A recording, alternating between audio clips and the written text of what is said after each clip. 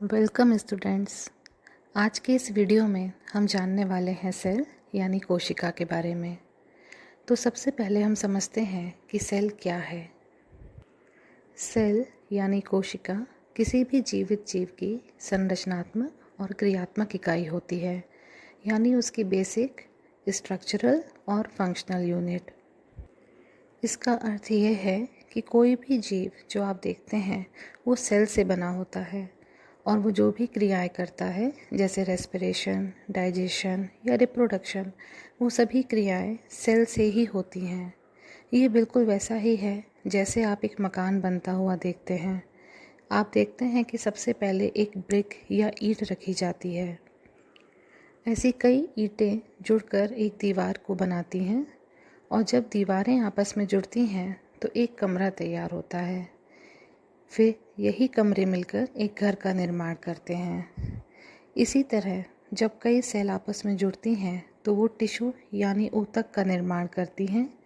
कई टिश्यू आपस में जुड़कर ऑर्गन बनाते हैं। यही ऑर्गन्स आपस में जुड़कर ऑर्गन सिस्टम बनाते हैं और कई ऑर्गन सिस्टम के मिलने से एक ऑर्गेनिज्म या जीव का निर्माण होता है। सेल की खोज सबसे पहले रॉबर्ट हुक नाम के साइंटिस्ट ने 1665 में की थी और वो भी अपने खुद के बनाए माइक्रोस्कोप से। सेल की संख्या के आधार पर जीवों को दो कैटेगरीज में बांटा गया है।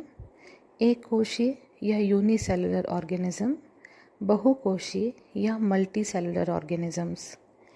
इनके नाम से ही क्लियर है कि यूनिसेलुलर ऑर्गेनिज्म में एक ही सेल होती है और यही सेल सारे काम करती है, चाहे वो रेस्पिरेशन हो, डाइजेशन हो या एक्सक्रीशन हो। एग्जाम्पल के तौर पर आप अमीबा, बैक्टीरिया या पैरामीशियम सेल देख सकते हैं। मल्टी सेलुलर जीवों में कई सेल्स होती हैं और वो भिन्न प्रकार के कार्यों को करने के लिए स्पेशलाइज्ड होती हैं, जैसे प्लांट्स, ह्यूमन बींग्स और एनिमल्स की सेल्स।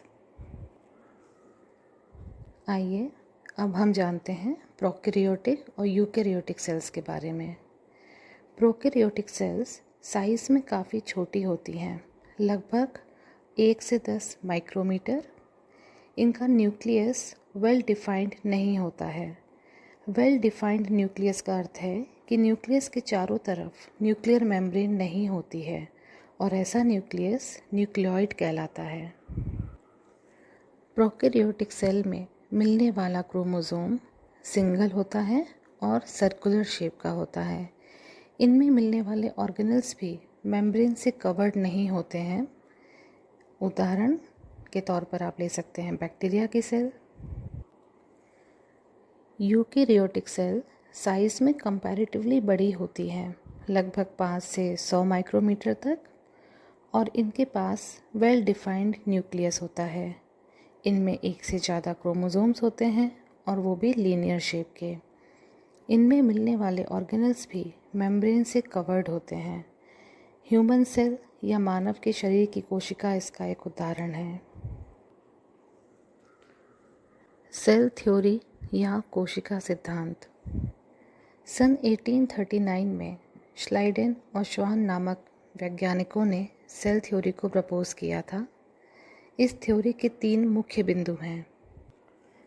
पहला, सभी सजीवों का शरीर एक या एक से अधिक सेल से मिलकर बना होता है।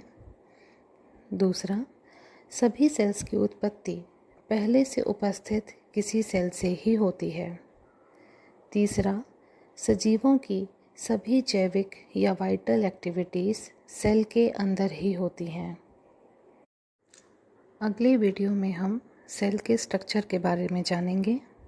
इस वीडियो के टॉपिक से जुड़े आपके कोई सवाल या कमेंट्स का हमें इंतज़ार रहेगा।